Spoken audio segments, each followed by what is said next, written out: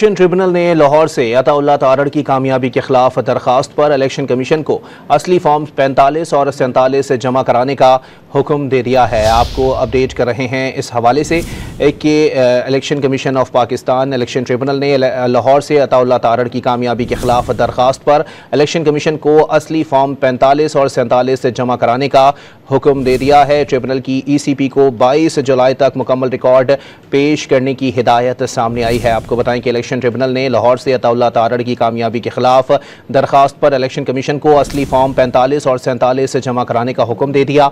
मजीद जानते हैं don news के नुमाइंदे राना बिलाल से। राना बिलाल, मजीद क्या अहकाम दिए गए हैं?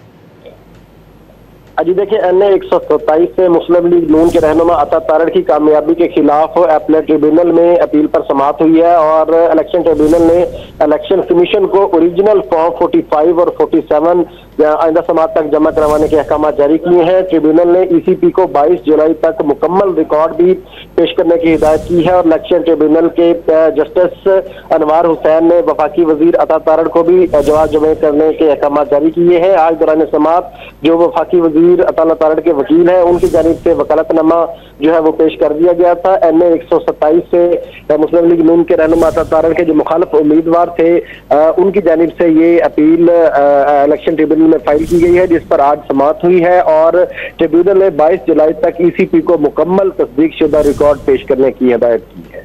बहुत शुक्रिया राना बिलाल अपडेट करने के लिए।